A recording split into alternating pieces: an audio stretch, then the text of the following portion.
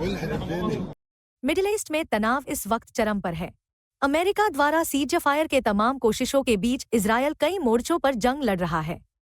एक तरफ गाजा में हमास तो दूसरी तरफ लेबनान में हिजबुल्लाह के साथ लगातार युद्ध चल रहा है। ताज़ा घटनाक्रम में हिजबुल्लाह ने बुधवार को इजरायल पर ताबड़तोड़ हमले किए हैं। करीब 50 से अधिक रॉकेट इजरायल की ओर दागे गए, जिसमें हजारों घर तबाह हो गए हैं। सायरन की आवाजों के बीच लोग डरे और सहमे हैं। हिजबुल्लाह ने इजरायल के दो प्रमुख शहरों काट्जरिन और गोलान हाइट्स में नागरिक आबादी के पास रॉकेट से हमला किया है। आईडीएफ का कहना है कि इस हमले में हजारों परिवारों और नागरिकों को निशाना बनाया गया है। इन शहरों में लोग गर्मियों की छुट्टी मनाने आए हुए हैं, जिन्हें निशाना बनाकर हमला किया जा रहा है। इससे पहले इजरायल ने मंगलवार को दक्षिणी लेबनान के बंदरगाह शहर सिडोन में जबरदस्त हमला किया, जिसमें एक शख्स की मौत हो गई। इसके अलावा लेबनान की बेका घाटी में हिजबुल्लाह हथियार भंडारण सुविधाओं पर रात भर बमबारी की थी।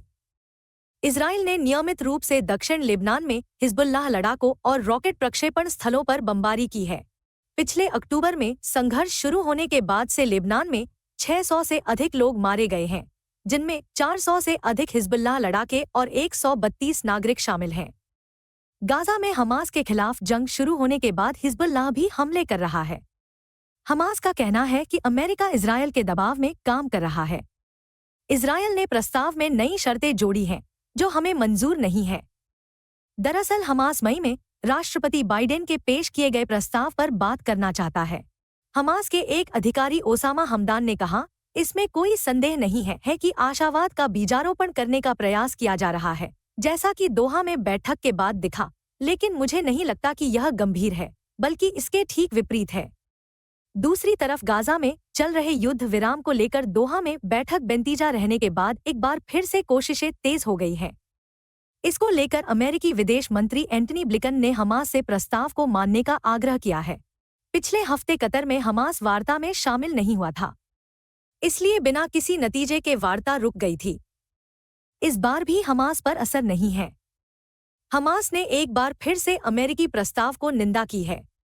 अमेरिकी विदेश मंत्री ने रविवार को इजरायल के प्रधानमंत्री बेंजामिन नेतन्याहू से 3 घंटे मुलाकात की है। उन्होंने कहा कि ये बंधकों की रिहाई का आखिरी मौका है। वहीं नेतन्याहू ने भी ब्लिंकन के साथ हुई वार्ता को काफी सकारात्मक बताया है। सीज़फायर डील के दूसरे चरण की बातचीत इस हफ्ते मिस्र के काहिरा में होनी है। इसके लिए इजरायली प्रतिनिधिमंडल मिस्र के लिए रवाना हो गया है। सीज़फायर की कोशिशों के बीच जंग अभी भी जारी है।